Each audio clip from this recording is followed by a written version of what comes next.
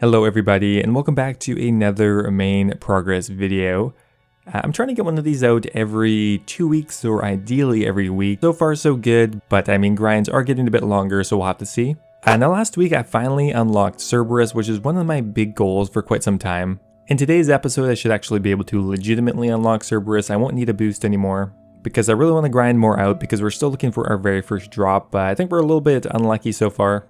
So Slayer has been one of my main goals and priorities for a while now, but I'm going to kind of start branching out to do a little bit more skilling. So the last couple of episodes I've been focusing on crafting and farming, but I kind of want to expand that into thieving as well. Anyway guys, hope you enjoyed the video and let's get started. Alright, so we're back at the Slayer grind again. I'm just finishing up a Greater Demon task I got in the last episode. I think I mentioned I tried to do a solo Zamorak run and it went very poorly. I think I got like 2 kills. It was awful. Would not recommend. I feel like Zammy is much better in the duo, but you know what? You gotta try sometimes. Oh my god, I get neck reels so often. I mean, it's good. We're getting tons of experience, but man, it's kind of boring. Now, one thing I'm trying to make sure I do is whenever I actually have a bursting task to go ahead and buy the Kodai wand.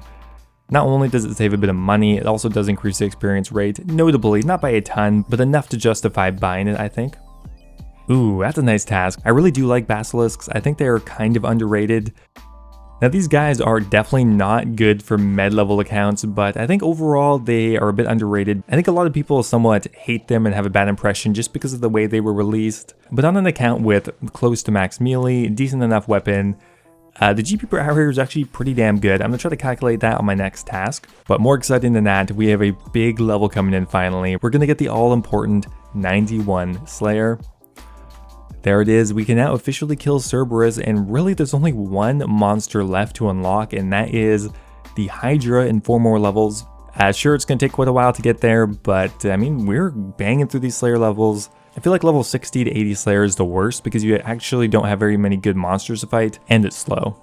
Alright, finished up that Basilisk task, still no luck. I think we're probably at about 300 kills so far. Not even near the drop rate yet. Ooh, that's what we like to see, 187 Hellhounds. Definitely going to try to do all of those again. One other thing, I got a new resource pack, if you've noticed. It tints everything black. I think it looks pretty good, a little bit more modern, sleek, I don't know. Let me know what you think about that. Oh, Keymaster teleport, haven't got one of those before. 200 kills later and I finally got a unique drop, I guess. Not really the one I'm looking for though.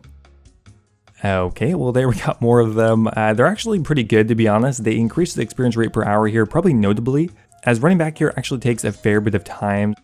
So I've been kind of passively training crafting, a couple levels here and there. We're up to 88 crafting already. Honestly, at this rate, I think I'm just going to do Black Dead bodies all the way to 99. I'm not doing it all in one chunk, so it doesn't really feel like I'm spending an egregious amount of money at one time. I still haven't really figured out what my preferred crafting location is. I don't really like the Grand Exchange that much because there's just so much going on. 89 crafting though, we can now create Zenite jewelry if we ever wanted to. I kind of wonder if that would be a decent moneymaker, turning unprocessed Zenites into Zenite jewelry. Could be. Now I have a really big farming level coming in here for a couple of different reasons. We're just actually about to hit level 96 farming. Now not only does that mean we're only 3 levels away from max, which is really exciting. Oh, there it is. But that's actually a pretty big unlock for the account. The reason being is that at level 99 farming, you can plant an unlimited amount of spirit trees, or you can plant all of the spirit tree locations. And at level 96, you can actually get a +3 boost from a garden pie and plant all of the spirit trees. Once they're planted, you don't need the farming level to use them, you don't need the farming level to harvest them, and it's actually pretty good. So right now I only have 2 spirit trees down. One is in the farming guild, I think, and one is, honestly, I can't even remember. Now first up here, we have a spirit tree in Port Sarim, which is actually really useful because there's not very many good teleports to this area. So the spirit tree will speed things up quite a bit, as the next nearest teleport for me is either the Falador farming patch or Draenor village. So with the garden pie, we're able to plant that, no problem. Okay, I decided to go ahead and get the payment for the spirit tree. It's very inexpensive and definitely worth it, as you can't get spirit trees back very easily if it ends up dying. Okay, the next location here is in Hosidius. I think this could be kind of useful going to maybe the Forthos dungeon. Next up here we have Etc. or Ecteria. Not going to be the most useful one, but you know what, for completionist purposes, I'm going to go ahead and put a spirit tree here. Okay, for some reason I came to this realization like 3 separate times and then forgot about it. You can just make another superior garden and then put your spirit tree there.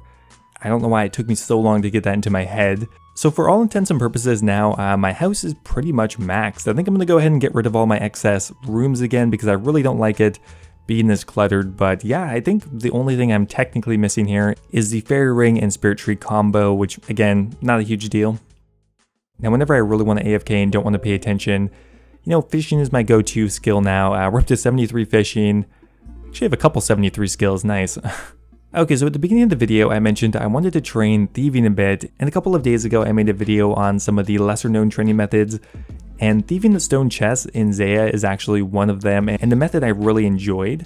For my testing, you can get around 100k an hour thieving experience here at my level, as well as getting medium clues probably about 4 or 5 times an hour. Now, if you end up doing the medium clues, it reduces the experience rate to maybe 70k an hour, but it's quite a bit of fun.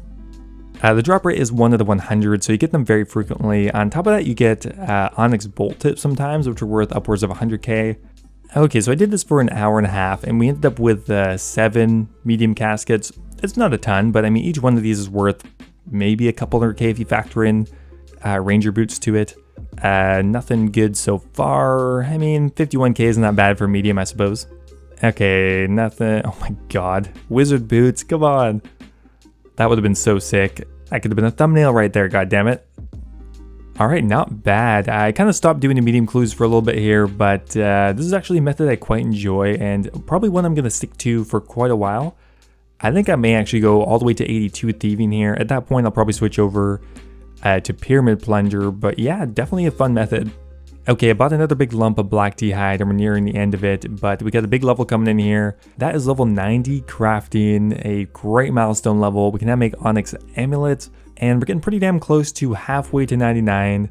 Just kind of chipping away at it here and there. Overall, again, gonna cost us probably about 40 mil in total, but that's not so bad when you kind of pad it out over a couple of weeks. Okay, if my calculations are correct, I think I may actually be able to afford a rapier, and I'm going to be using that for Cerberus. One of the main drawbacks of the bludgeon, for me at least anyway, is the fact that I already have 99 strength anyway, so it would be a lot better, considering how dry I'm going anyway, if I just ended up gaining attack experience. And the rapier is actually rated a bit higher than the bludgeon on the wiki, even though it doesn't have a crush option. And I believe that just has to do with the fact that the pure DPS on the rapier really does make a difference. And the difference between the stab defense and the crush defense on Cerberus isn't all that high, and Cerberus already has pretty low defenses anyway. But to be fair, I haven't tried it yet, so let's go ahead and give it a try. Okay, so we ended up doing it for 1 hour, still no drop, but we ended up getting 105,000 attack experience, which is pretty comparable to what I was getting with the bludgeon. I'd say kills per hour wise, not a whole lot of difference. But I did gain a whole ton of attack experience, which I wasn't getting before, and this is a bit more chill because you don't have to switch weapons ever. Oh, there it is, guys. A primordial on kill count, I don't fucking know, 310? Oh, finally paid off. My dry streak is over. You know, I don't mind going dry on a crystal if we end up getting the best one when we do get it. Oh, that's great. What is that? 31 mil for that bad boy. Yes, that's great. That's so sick. Let's see how much the primordial ends up selling for. We're going to try for 31.5 mil. That's so much money. I'm so glad I got that first. Okay, 31.5 pretty much on the nose. That is amazing. That makes the whole grind worth it by far. Not ironically here though, I think actually I'm going to buy primordial boots, so I really didn't need to sell that. I kind of saved us the time to craft it, but okay. Now we got scammed a little bit, damn it. Oh my god, you're joking. 3 kills later or 4 kills later, we got a Mccutcheon. Okay. Okay, now we're not dry anymore, but, you know, it could have been another primordial. I would have taken that. I'm happy to get another drop. So now we're at 2 drops in 313 kills, and just like that, we are pretty much back on drop rate.